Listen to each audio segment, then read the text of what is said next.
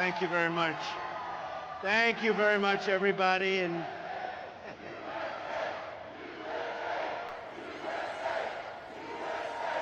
thank you very much. A very big hello to North Carolina, special place. You saw the other day my little granddaughter, she's named Carolina. There's for a reason, because Lara, her mother is from here, and she's doing a fantastic job, a fantastic person. So it's great to be here and great to be back in this beautiful state with thousands of proud, hardworking American patriots, which is what you are. I want to thank very much Glenn Mosak and everyone at the Mosak Group for welcoming me today. This is a beautiful, fantastic place. And I must tell you, Glenn is the owner and the boss and all of that, and he grabbed me as I'm coming up. He grabbed me, sir, I want to just tell you something. He said, before tariffs, when you put those tariffs on, this was just a dead, empty building. It wasn't functioning. And you put those tariffs on, and now we're a manufacturing powerhouse. He said they were only importing product. Now they're making product, and they're making a lot of it. You see a lot of it here. That's a lot of product. And I really, I know that. I've known that for a long time, and that's what we're going to be doing on a much, much larger scale. And our congressmen that are here and senators, a lot of people here. I'll just introduce a couple real fast, but I just want you to know that I couldn't have been more beautifully greeted when Glenn said that, because I've been trying to explain that to people. They don't understand it, but this was he called it an empty hulk, and now it's a thriving business. We're also joined by, thank you very much. We're also joined by congressional nominees. Mark Harris is doing fantastically well. No relation to Kamala Harris, I don't assume. No, he's not. No, I don't think so. You're doing very well. You're doing better than she is, I can tell you that, in the polls. And Pat Harrigan. Thank you. Good luck, Pat. I heard you're both doing great. And of course, North Carolina GOP Chairman Jason Simmons, who's a fantastic job. I heard we had a great poll this morning. That was good. We're doing well. We've won North Carolina twice, and we got to win it one more time. And we win North Carolina, we're going all the way. Perhaps we go all the way anyway, but this is a very important place, a very important state, and I love it. And as the expression goes, we have family here, and we really do.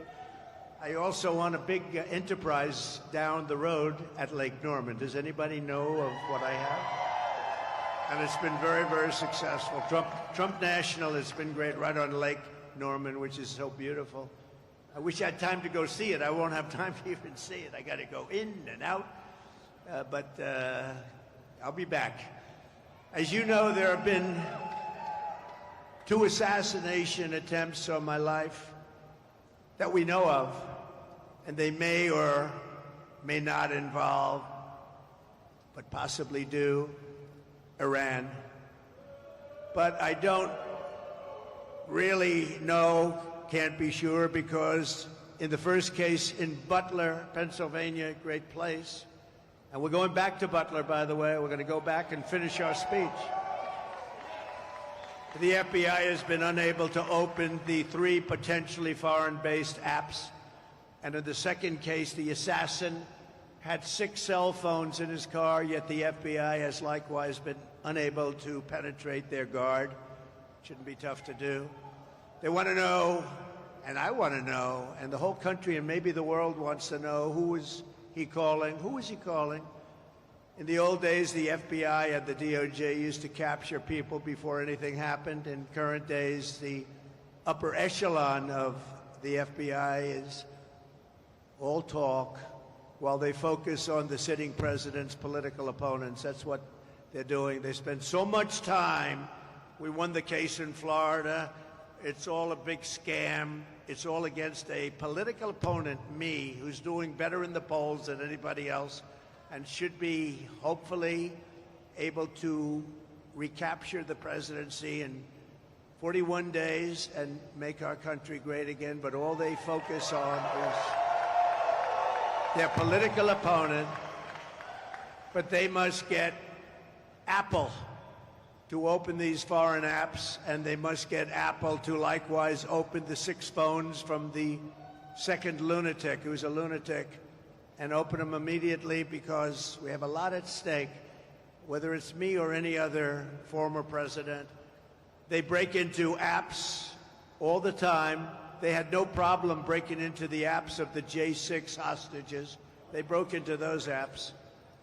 And they could be Iran-based. They could also be something else.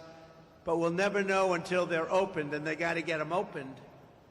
And really, why is it that the father of the shooter in the Butler instance has one of the best and most expensive lawyers in the entire state of Pennsylvania? How did he get to this expensive lawyer, big law firm, the biggest in Pittsburgh? Where did he get this big law firm from? It's sort of strange. If I were president and a former president and a leading candidate, I'm the leading candidate by far to be the next president. And that leading candidate was under threat. If I was president and the candidate was under threat, any candidate, Republican or Democrat, and by the way, I want to thank the Democrats because they just increased funding for the Secret Service, who work very hard. They increased funding for the Secret Service, and nobody will believe this. It was a unanimous vote. Republicans, every single Republican, every single Democrat present voted in favor. That was the first unanimous vote we've seen in a long time, and that's to increase the funding of the Secret Service. So I thank everybody in Congress. But if I were the president, I would inform the threatening country, in this case Iran, that if you do anything to harm this person, we are going to blow your largest cities and the country itself to smithereens. We're going to blow it to smithereens. You can't do that. And there would be no more threats. There would be no more threats. But right now, we don't have that leadership or the necessary people, the necessary leaders. We have 2 people, not 1. We don't even know who our president is right now. Who is our president right now? We really don't know, but we have 2 people, not 1, that only keep looking. And when you do that, when you just look, trouble always ensues. So it's big trouble for our country. Meanwhile, we have the president of Iran in our country this week.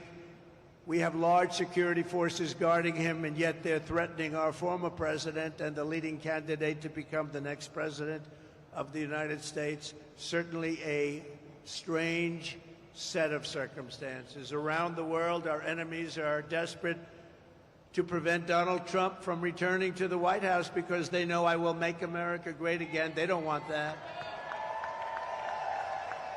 4 years ago, our country was feared and respected, and our country will soon be feared and respected again. We have to have that.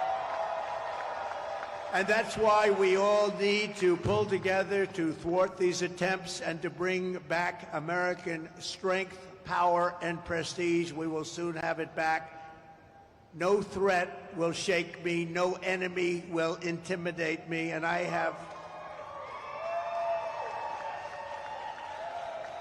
have never been more determined than I am today, and I will never back down in my fight to make America great again, which is what we're doing.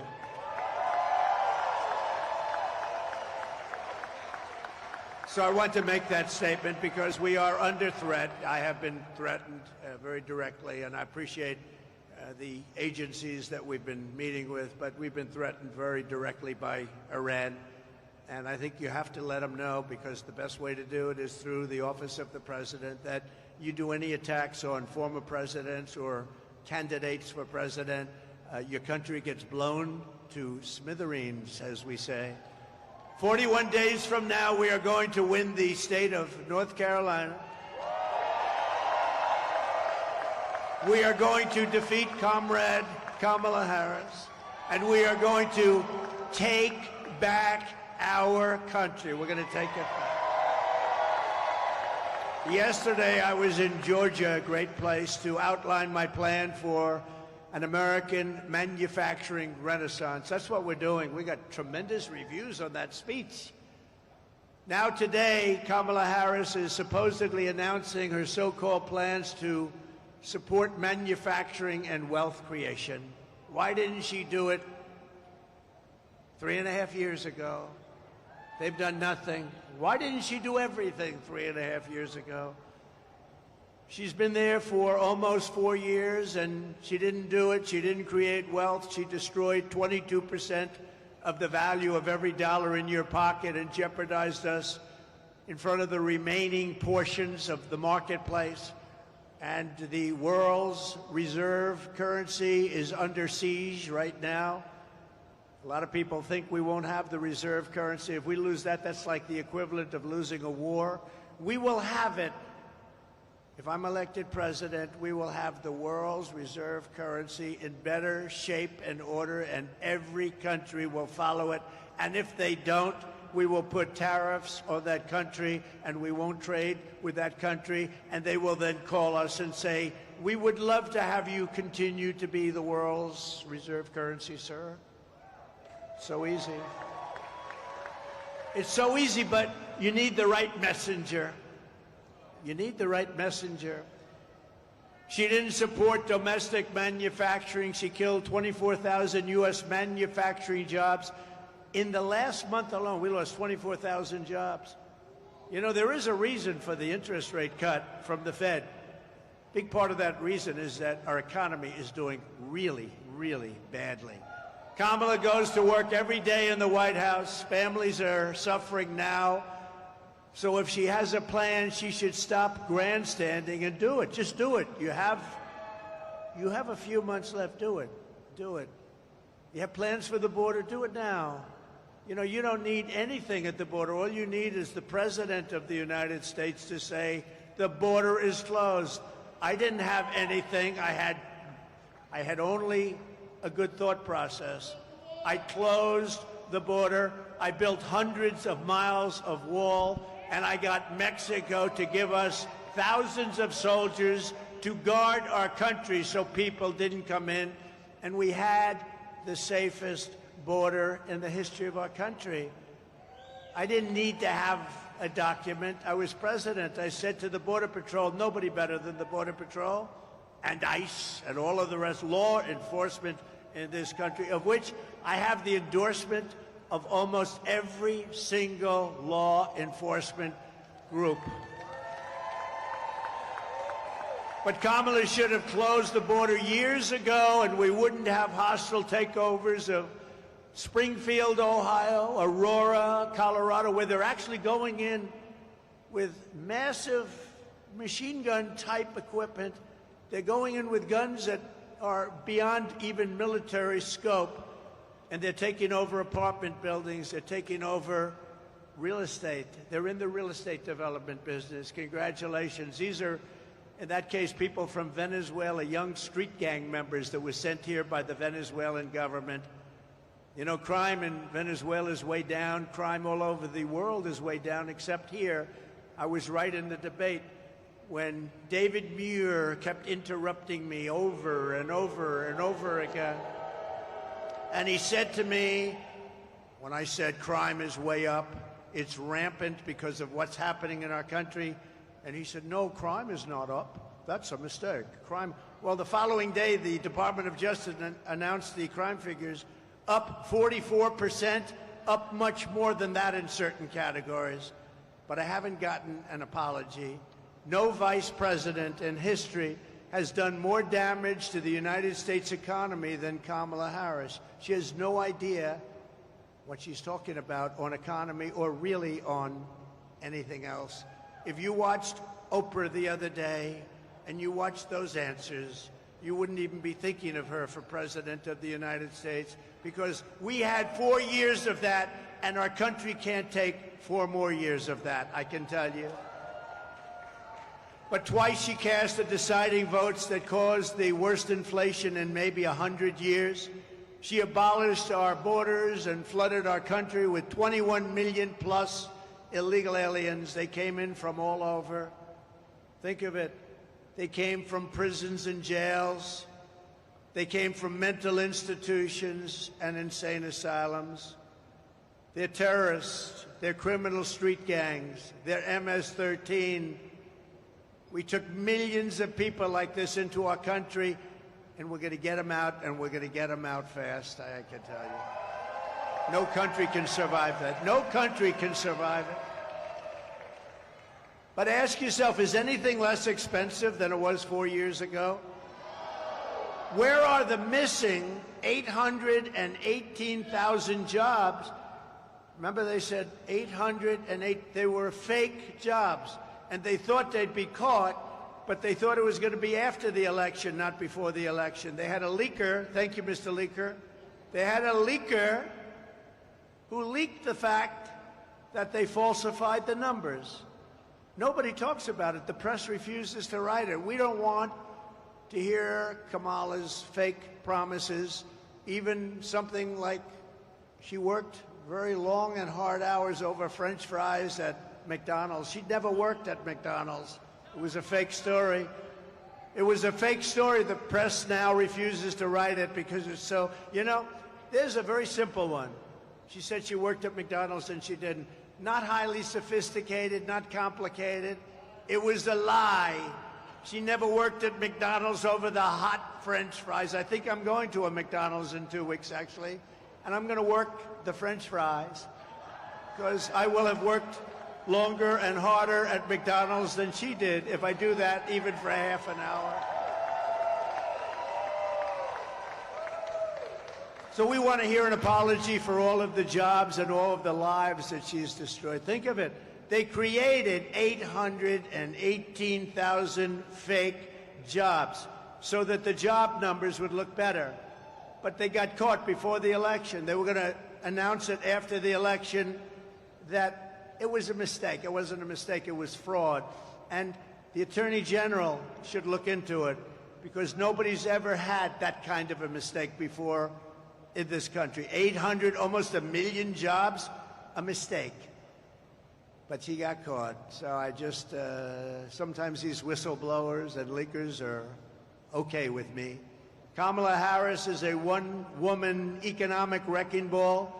And this November, the people of North Carolina are going to tell her we've had enough. We can't take it anymore.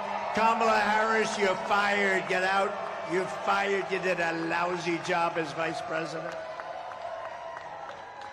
Look, Joe is the worst president in the history of our country.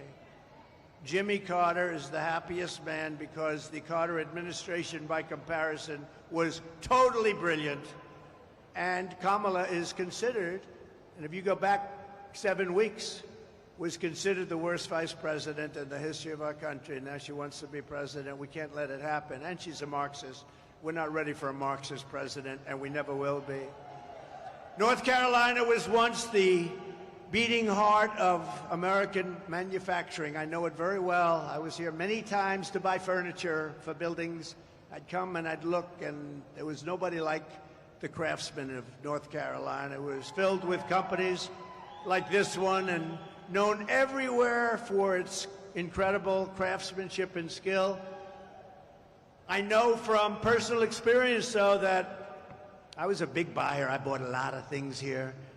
That there was no place for furniture in particular like North Carolina. You were the furniture capital of the world, but now so much of that business has been stolen from you, and it's made in China and other places. And by the way, it's not as good.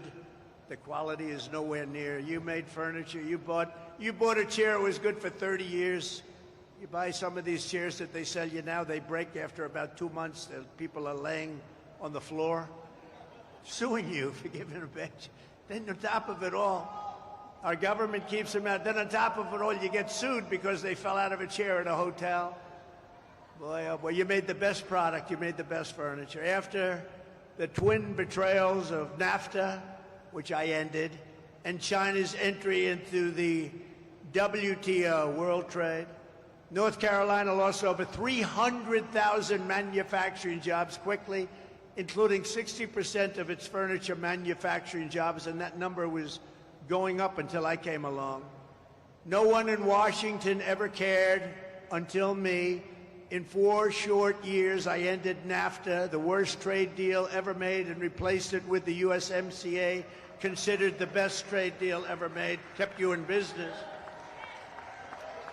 And I stood up to China like never before, including by imposing a 22% tariff on all Chinese furniture imports, saving the North Carolina furniture industry, what was left of it, because when I got there, you were in bad shape. But I saved the rest of the industry from total obliteration, just like Glenn said here. This building was an empty hoaxer until you put tariffs on, and now it's thriving, and a lot of people working here. It's a beautiful, beautiful site, beautiful place, great-looking product. Almost overnight, we reduced Chinese furniture imports by 25%. And I just want to say to North Carolina, you're welcome. Get out and vote for Trump. That's all I ask. I don't ask much. Vote for Trump, right? These beautiful women are from North Carolina. They have been following me all over the United States for years. This is number 232, and this isn't a rally. This is just a gathering of business people, just letting them know how well we're doing with all of the things that we're doing and how well we're doing in the polls. We're doing very well. We're leading in North Carolina by nice numbers, I think, but the real story is now being told because you're hearing the story. But these women have followed me all over. Their husbands are great people that put up with them. They are all over. Look how beautiful they are. And they follow me to California. They follow all over the country. And now finally we're in North Carolina, so you don't have to go so far. They live about 20 minutes away. But they are unbelievable patriots, and we appreciate it. There's actually about 50 of them. And I often wonder, you know, they're happily married. They're great, great people. They're happily married. But boy, their husbands, I say, darling, I'm leaving for a couple of days. We're going on. He's going, you're going to watch him again? But we love you and we appreciate it. And above all else, they're patriots. They want to see our country get better. So thank you. Thank you very much. So to the workers of this state, when you hear Kamala Harris attack my tariffs today, you wouldn't have anything left at this state if I didn't do what I did. This building would be now shuttered, closed, empty, no jobs, and now it's thriving. We're going to do the same thing on a very large scale for our country. We're going to make our country something that nobody thought it was even possible. Just remember, Kamala's not attacking me. She's attacking your furniture jobs. She's attacking your communities. She's attacking your factories. And she's trying to send all of those jobs to China with everything else. And we're not going to let that happen. Joe got all that money for China. You know, China paid him a lot of money. So did Ukraine. So did Russia. They got a lot of money. Remember when I said during the debate, when Chris Wallace was the host, he did not so. How's Chris Wallace doing lately? Not too good, right? He's not doing too good. I said, why did the mayor of Russia's wife pay you $3.5 million cash? How come? And Chris Wallace stopped me. You're not supposed to be asking that question. I said, why not? That's a question. He wouldn't let it be asked. You know, I had 3-on-1 the other day, and I had 2-on-1 then. I always have unequal odds, but we handled it very well. We got great marks on that debate. We had a woman debating. She just talked about, like, the birds and the bees. She didn't talk about, when you asked a question, there was never an answer. There was never any knowledge. When you saw her the other day, and by the way, when she did the interview previous with the Pennsylvania person who was a nice person, I know him very well, they were the softest questions. She was unable, literally unable, to answer the questions. And we can't have that. We cannot have it. We need 4 strong years. We have to bring our country back.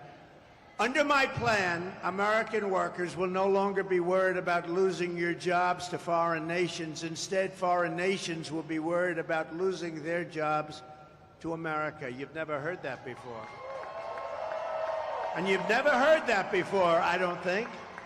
We're going to take their jobs, we're going to take their factories, and we're going to bring trillions and trillions of dollars in wealth back to the USA and back to North Carolina. A lot of those jobs, especially those furniture jobs, they're going to be coming back. It's not overly complicated, and we're going to explain it. And it's what many countries have done to us for years and years and years. And we didn't do it because we didn't have the leadership necessary to understand what was going on. Here is the deal that I will be offering to every major company and manufacturer within our country. I will give you the lowest taxes, the lowest energy costs. I will cut your energy in half.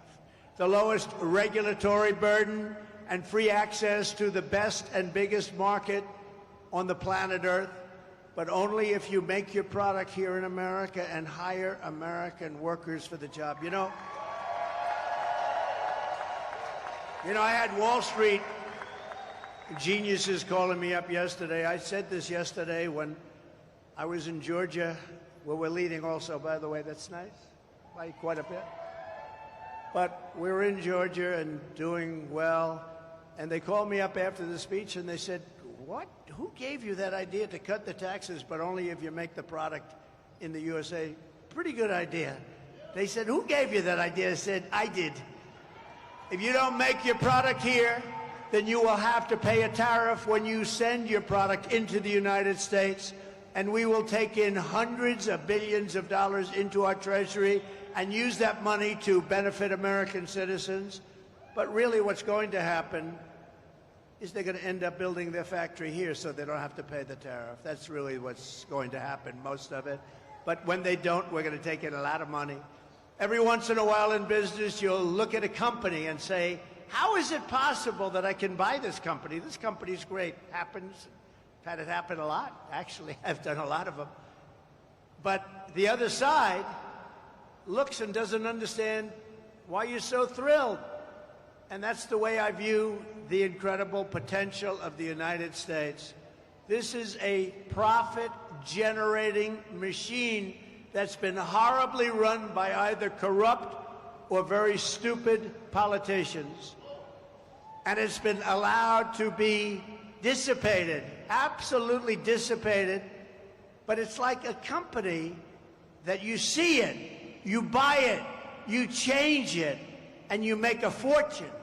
And oftentimes the seller of those companies will come back to me and come back to others and say, why the hell didn't I see that? Happens. I've had a lot of jobs like that. You take it and it becomes a tremendous success. And the seller would call me and say, congratulations, I never saw what you saw. You know, they talk about the paperclip. The paperclip is a very simple thing. A lot of people say, gee, why didn't I think of that? The United States of America is going to be, by far, the most successful country anywhere in the world, and that's what we're going to do. We're going to do things that nobody will believe, and it's so simple, and it's going to happen fast.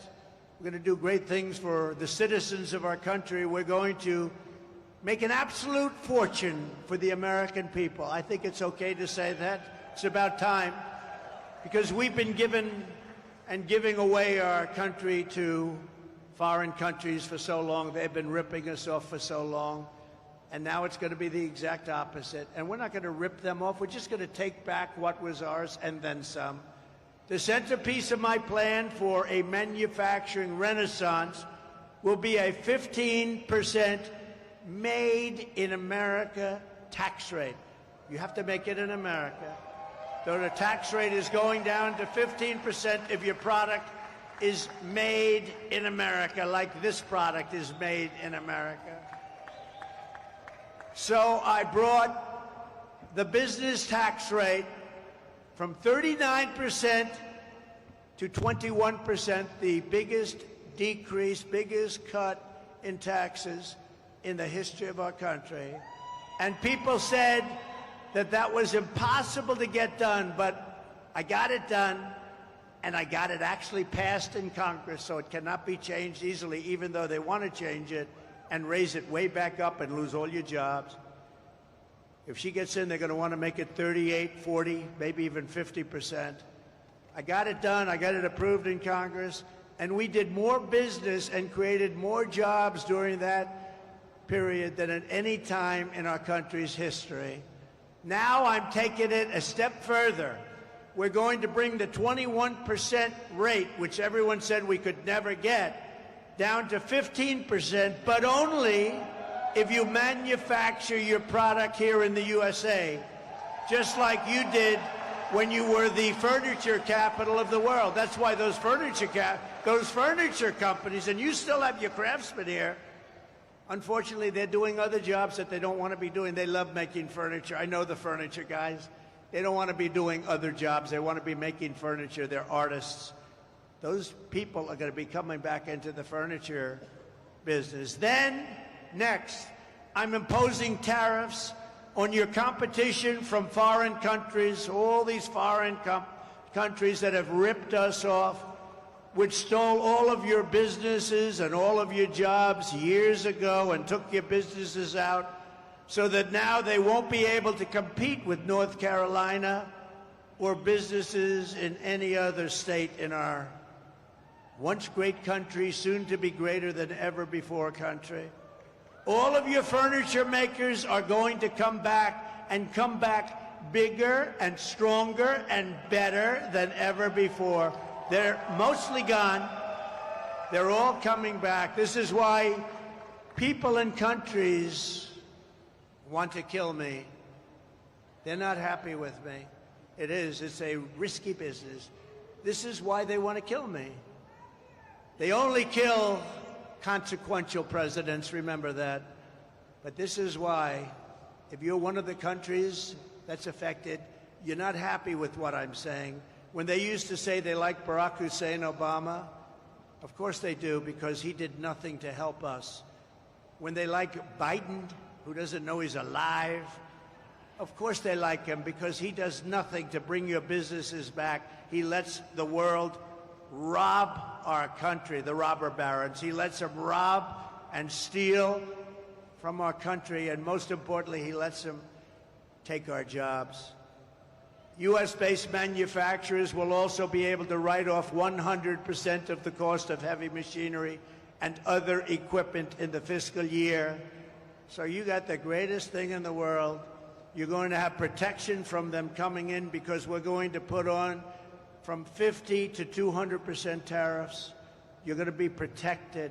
Your companies are going to come in. They're going to pay a low tax rate and a really low tax rate if they make their product in America, which is what we want to do, because we're creating jobs like no other country would be able to create jobs.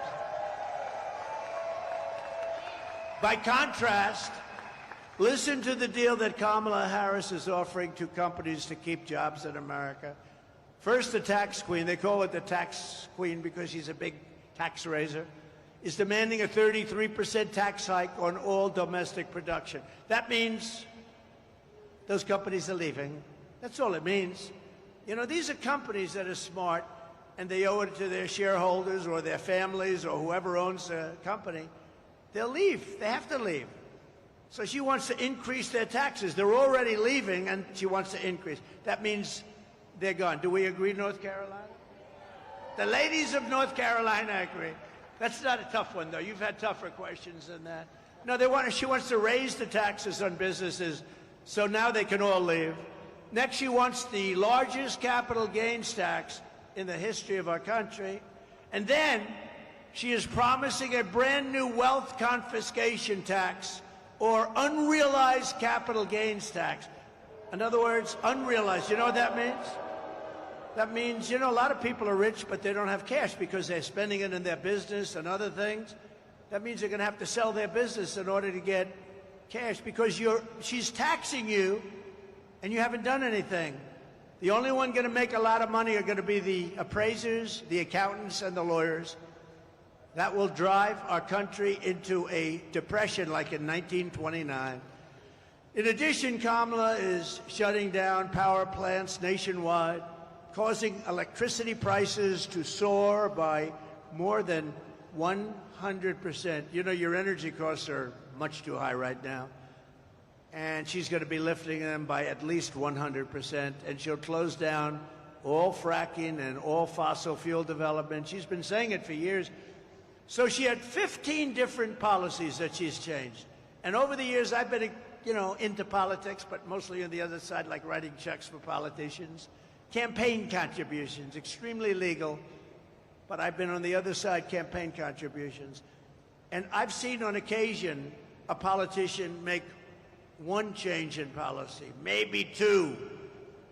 She's made 15. She wants to confiscate your guns. She wants to do this. She wants to that. She wants absolutely there will be no fracking. She said it all over the place. You got to see 2018, 2019, there will be no fracking in this. Now she's saying, oh, fracking would be fine. She was in charge of the defund the police movement. You know, she's a radical left person. Her father is a Marxist professor. He teaches what his daughter is now trying to teach you. No, we don't want Marxists to be running our country because it's a short way to, we passed socialism. We never had socialism. I always said, we will not ever be a socialist country. And I was right, because they skipped socialism. They went down to communism. I was right. Got to keep myself right. No, we skipped socialism. This is unbelievable that this woman is running. She's a communist. Her views are communist. She destroyed San Francisco. The greatest city in this country 15, 20 years ago was San Francisco. She destroyed San Francisco as DA. She destroyed California as the Attorney General. She was Attorney General of California. She destroyed it. Most beautiful place on earth. Best weather, beautiful ocean, and everything. And now you look at it, look at what it's done. And Gavin Newsom has done a terrible job. He's a terrible governor. She's destroyed it, and she'll destroy the United States of America if she becomes president. And all those things that she wanted. You know, a politician always goes back to where they came from. Defund the police. Think of it. She headed up defund the police for years. She was one of the originators of defund the police. Anybody that wants to defund the police and is a party to that even for one day has no right to be the President of the United States. Right? Under my plan, we will cut energy and electricity prices in half, not only for businesses, but for our great young ladies from North Carolina. Your prices, they're pretty rich people, I think. I don't think it's going to matter to them, but it's going to matter to a lot. Will cutting the energy prices mean anything to you ladies? Still good, right? It's money.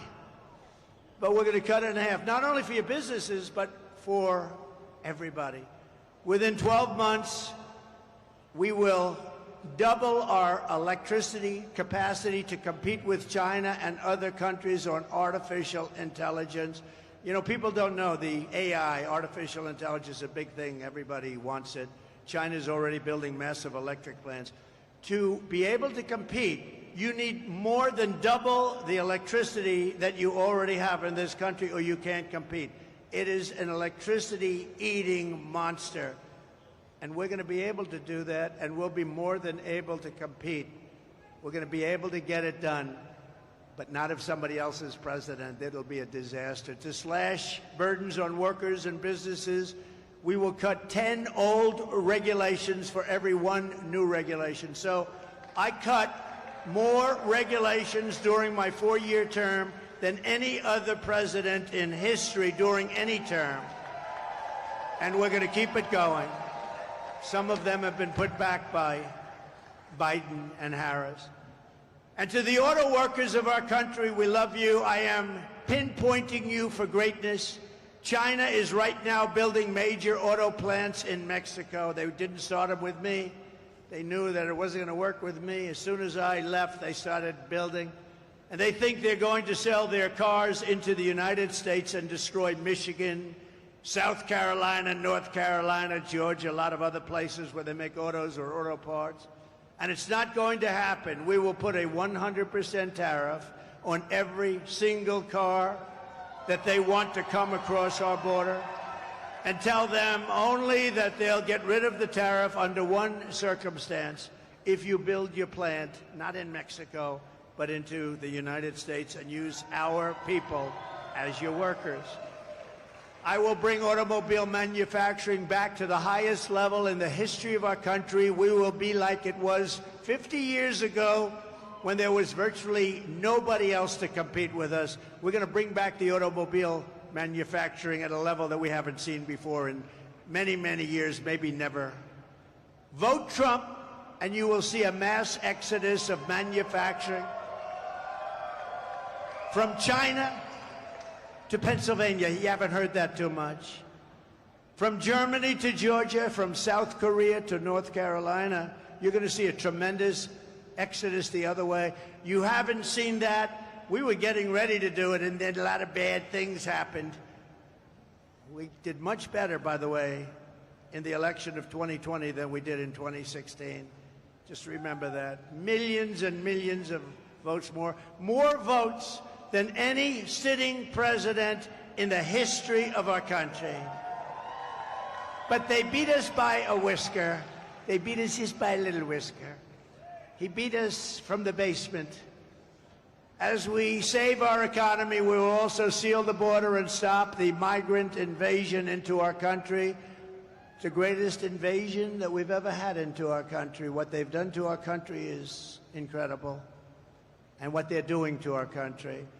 Under Border Czar Harris, millions and millions of people are pouring in right now from all over the world: prisons, jails, insane asylums, mental institutions, terrorists, all at record levels. We've never had anything like this. And you know, I feel so sorry for the towns and the cities where they are. They're causing havoc, and the mayors always want to be politically correct. One particular, I don't want to embarrass him, but one particular mayor is saying, we're looking for translators because the people speak no English. So they're looking, you shouldn't be looking for translators. You should be looking for people to take them out of our country and bring them back from where they came, because your town and city is being destroyed. The 21 million illegals she let in are now creating havoc throughout the country. Aurora, Colorado, and Springfield, Ohio are just two examples. What they're going through in those places, it's unbelievable. I mean, they're literally taking over those towns. They're taking over hundreds, those are 2 years, hundreds of towns and cities throughout our country, including the big ones. Look at New York. All of the people, what's happened to the quality of life. The quality of life is a whole different deal. Chicago, take a look at what's happening in Chicago. Look at LA. Look at what's happening in Los Angeles. They're taking over your cities, your big ones, your small ones, your towns. It's not sustainable by anybody. Yet after almost 4 years, Border Czar Kamala Harris has reportedly decided that for political reasons, that it's finally time for her to visit the southern border. So think of it. She was the border czar for almost 4 years. She's never been there. She went to one little area, but it was, I'd like to go there too with our great First Lady and have a nice lunch. This was not the border that she should be looking at. I can tell you the real border because I've been there many times.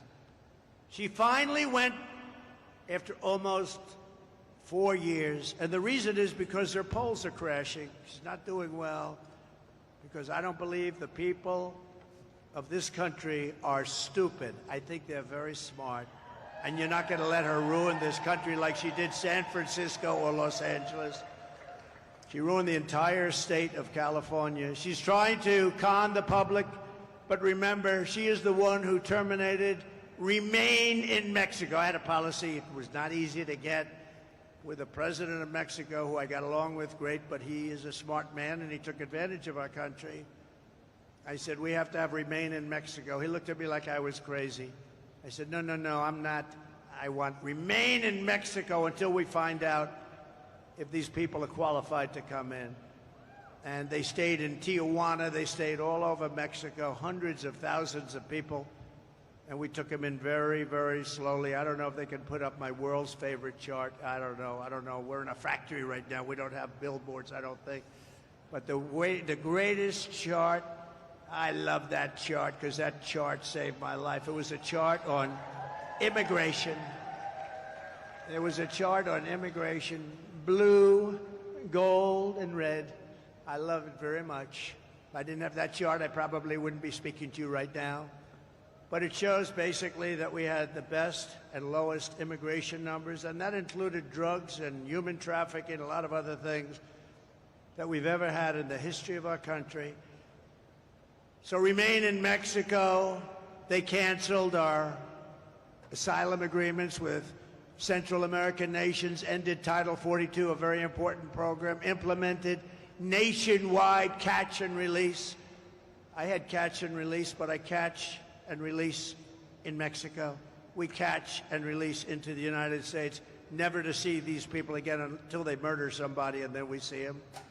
And we allowed them, through absolute stupidity, to destroy the very fabric of our nation. Millions of people were allowed to come in totally unvetted, totally unchecked, from places unknown. I was with Tom Homan recently. He told me that the last check was they came in from 168 different countries. Most people don't even know there are that many countries. Actually, there are quite a bit more than that. 168 countries were represented with illegal aliens coming in. From the Congo in Africa, they come in a lot from the Congo. From jails in the Congo, they opened their jails. From South America, Venezuela, all of the countries. They're letting them out of their prisons and jails. They're letting them out. Their jail population's way down. Their mental institution population. But this is all over the world. They come from the Middle East. They come from Asia. They come from parts of Europe. They come into our country. Many of them are major, major criminals, murderers. When Kamala speaks about the border, her credibility is less than zero. I hope you're going to remember that on Friday when she tells you about the border. Ask her just one simple question. Why didn't you do it 4 years ago? Why didn't you do it 4 years ago? They've got very little time left, thank God. Very little time left. Why? That's all you have to do. I give this to the fake news media because they don't cover it properly. They don't even talk about the border. Say, why didn't you do it 4 years ago when you first came in? Why are you waiting 3.5, almost 4 years? Kamala's migrant invasion has particularly devastated the black community and the Hispanic community, including all of the people, the jobs, what they've done. The jobs are going to illegal migrants that came into our country illegally. Our black population all over the country, our Hispanic population, are losing their jobs. They're citizens of America. They're losing their jobs. Most of the jobs that were created in our country, and all of the jobs, almost all, were bounce back. They came from me. Bounce back. Every pandemic has a big bounce back at the end of a pandemic, and we had a very quick bounce back, and we did a great job on the pandemic. Never got the credit I got for the military. We rebuilt it. We beat ISIS very quickly, very rapidly. They said it was going to take 5 years to beat ISIS. ISIS was defeated in 4 weeks. Our military is great. And outside of some of the people on the top, I know every one of them, outside of those people, our military is not woke. You could put some of these people into a room and scream at them for 2 years and they'd walk out of that room, they wouldn't be woke. We have a great military, and they proved that with the defeat of ISIS. So last month, American-born workers lost 1.3 million jobs. This is last month. And of the 1.3 million jobs, migrants, illegal people that came in illegally into our country, got 635,000 jobs. They got more jobs than anybody else.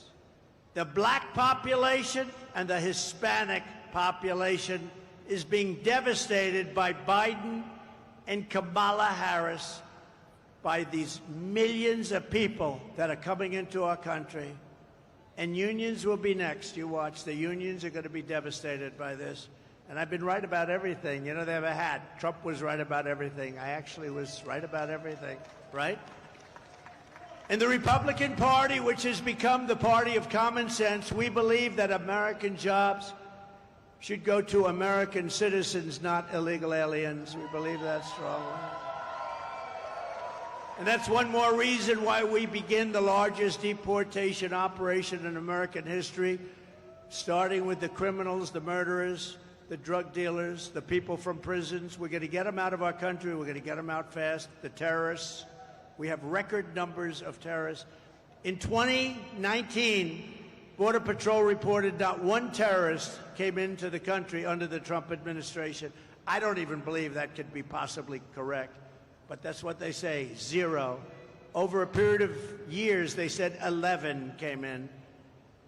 Let me tell you, right now, we have more terrorists coming, thousands, coming into our country than we've ever even thought possible. And these are rough terrorists. These are the real deal. And only bad is going to happen. Starting on day one, we will end inflation and make America affordable again. We will have no tax on tips, no tax on overtime, and no tax on Social Security for our great seniors who have been devastated by inflation. Our seniors have been devastated by inflation. We're going to have no tax on Social Security for our seniors. If any senior doesn't vote for Trump, we're going to have to send you to a psychiatrist to have your head examined. And while working Americans catch up, we're going to put a temporary cap on credit card interest rates at 10%. People are paying 22%, 25%. It's not fair. We're going to put a temporary cap at 10%. I will settle. The war in Ukraine, oh, what a problem, what a horrible. This is a war that would have never happened. October 7th in Israel would have never happened. But I will end the chaos in the Middle East quickly. And I'm the only one that's going to do this. We have never been so close to World War III as we are right now. We are so close. I will be sure that World War III will not happen. I'm the only one can say it won't happen. But you're very close, so that'll be a war like no other, because I always say it's not going to be 2 army tanks, 2 tanks, which, by the way, our country wants to convert to electric. I'm not going to let that happen. They want electric tanks. They don't work well. The battery size is so big, you're going to have to pull a trailer behind the tank. No, can you believe this? They want electric tanks. They don't care. They want to have a nice, free, beautiful for the environment as we blast our way through countries. These people are crazy. They're crazy. You know, they want electric trucks, even though a diesel-fueled truck can go from New York to Los Angeles with plenty of fuel left over. An electric truck, which weighs 2.5 times as much because the battery is so heavy, which takes about half of the payload, in addition to the battery itself, takes half of the payload. It has to stop approximately 6 to 7 times. In the Midwest, you just saw Biden, they built battery chargers, 8 of them. They spent $9 billion on 8 chargers. It's not going to work. And I'm all for electric. And I like Elon Musk. Elon gave me a tremendous endorsement, a very heartfelt endorsement. He feels that if I'm not elected, this country is finished. And he makes a great car, Tesla. He makes a great, great car. But But you know what? If people want a Tesla, I think it's great. But they also want to have gasoline-powered cars, which is an advantage for our country because we have more gasoline than any place else. We have more liquid gold under our feet than any place else. If they want a hybrid, and nobody understands that better than Elon Musk, and he makes a great product, but not everybody wants that. They want to have choice. These people want you to go all electric within a very short period of time. Will never work. It'll never be accepted, and it's not being accepted. I will terminate that mandate on day one. Look at the war in Ukraine, and I think it's something we have to have a quick discussion about because the president of Ukraine is in our country, and he's making little nasty aspersions toward your favorite president, me. But take a look at the war happening right now in Ukraine. It would have never happened if I were president to start off with. And there didn't even have to be a settlement. It wouldn't have happened, period. Russia wouldn't have gone in. I spoke to Putin about it a lot. I got along very well with Putin. I spoke to him a lot. You know, I was the one that ended the pipeline, Nord Stream 2, in Europe going to Germany. And he said that was a bad thing. That was the biggest job. Then they say how nice I was to Russia.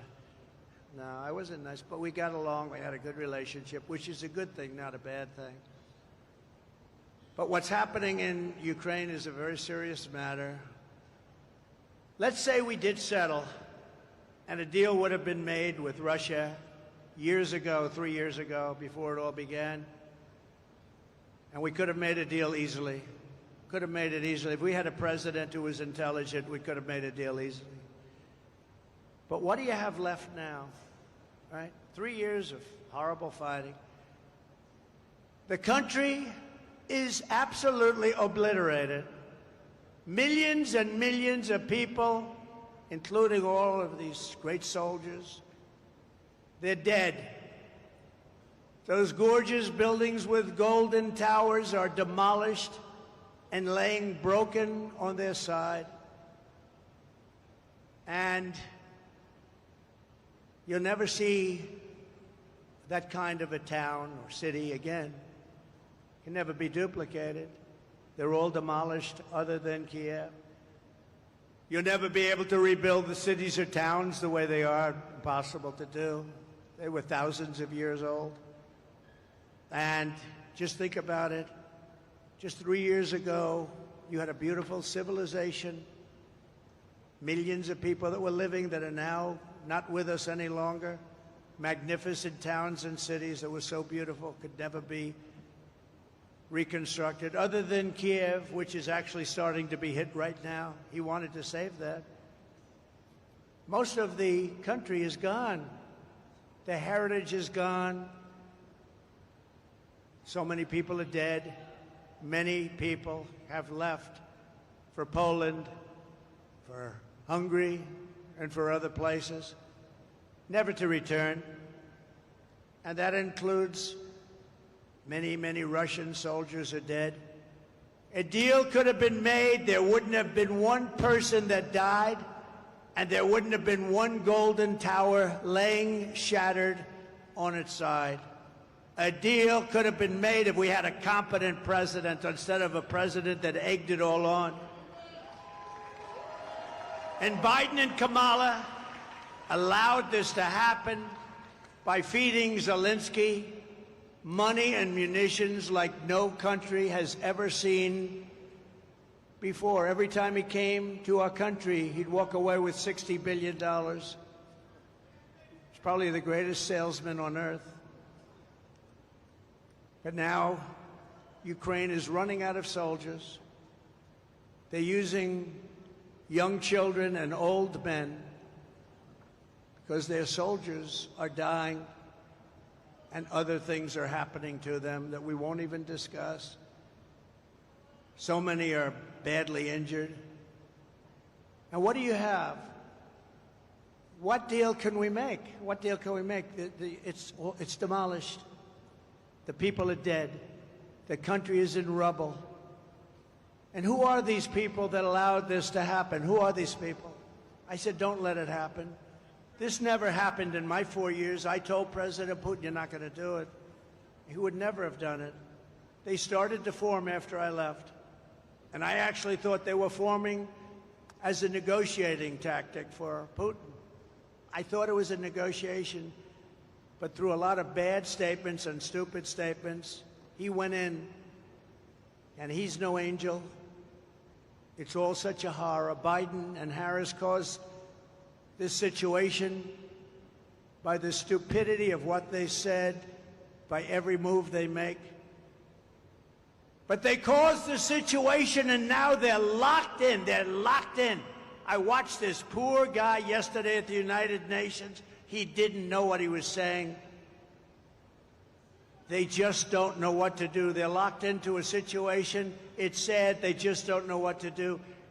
Because Ukraine is gone. It's not Ukraine anymore. You can never replace those cities and towns, and you can never replace the dead people, so many dead people. Any deal, even the worst deal, would have been better than what we have right now. If they made a bad deal, it would have been much better. They would have given up a little bit, and everybody would be living, and every building would be built, and every tower would be aging for another 2,000 years. And it will only get worse with these people. With Kamala she doesn't know what she's doing. More people will die. More cities will fall. The ones that fell will continue to receive more and more bombs. They'll be broken up asunder, worse than they are right now. Nothing is standing. The crops are dying. There's really nothing for the Ukrainian people to move back to. And it didn't need to happen. Those buildings are down. Those cities are gone. They're gone.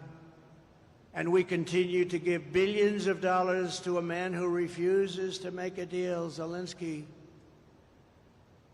There was no deal that he could have made that wouldn't have been better than the situation you have right now.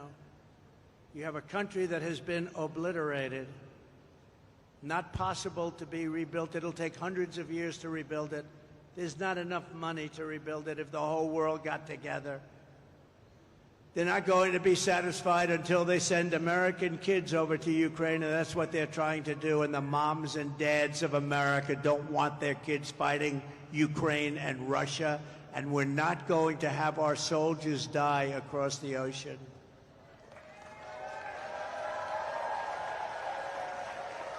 I will restore, as I did for 4 years, the only president in 81 years, they say, no wars.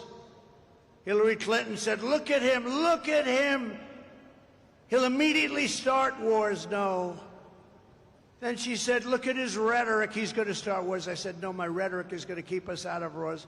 And that's what happened. I kept you out of wars. My rhetoric kept you out of wars. I stopped wars from happening. If it were somebody else, they would have gotten 5 Nobel Prizes. I never even got a mention, and I wouldn't, because I happen to be a different kind of a person. And the fake news treats me much differently than they treat other people. Obama got a Nobel Peace Prize, and he didn't even do it. He said, why did I get it? He had no idea. It was immediate as soon as he walked into office, practically. He didn't do anything. What I've done is incredible. The Abraham Accords alone, incredible. But they haven't done anything with it. We would have had every country just about in the Middle East signed into the Abraham Accords, but the Abraham Accords brought peace. We would have had total peace in the Middle East. But I don't care about that with the Nobel Prize. I had so many people, you should get the Nobel Prize. I said, don't worry about it. They don't get the Nobel Prize to certain people. But these are the people that get things done. These are the people that understand strength, and they understand peace. Because we will restore peace through strength. We will rebuild our cities, including Washington, D.C., making them safe, clean, and beautiful again. We will keep the U.S. dollar as the world's reserve currency. This is how we will end the era of inflation, mayhem, and misery under Kamala and Crooked Joe, and unleash safety, prosperity, and peace for Americans of every race, religion, color, and creed. We're going to do things for our people that haven't been done for a very long time. And we started 4 years ago. We were doing things that nobody ever believed, jobs. We had the greatest economy in the history of our country 4 years ago, 7 years ago, 6 years ago, and 5 years ago. Together, we will deliver low taxes, low regulations, low energy costs, low interest rates, low inflation, so that everyone can afford groceries, a car, and a home, the American dream. We will stop the invasion and end migrant crime, support our great police, strengthen our military, build a missile defense shield over our country, keep critical race theory and transgender insanity the hell out of our schools, and we will keep men out of women's sports. We will defend the Second Amendment, restore free speech, and we will secure once and for all our elections. Our elections are under siege. Everyone will prosper, every family will thrive, and every day will be filled with opportunity and with hope. But for that to happen, we must defeat Kamala Harris, and we must stop her country-destroying liberal agenda once and for all. It has to end. We have to bring our country and take our country back. So get everyone you know and vote. We want a landslide that's too big to rig. Very simple. Too big to rig. On November 5th, we will save our economy, we will save our country. It will go down as the most important day in the history of our country. We will rescue our middle class. We will reclaim our sovereignty and restore our borders. We will put America first all the time, and we will take our country back. North Carolina, get out to vote. Thank you. God bless you. And God bless America. Thank you very much, everybody. Thank you.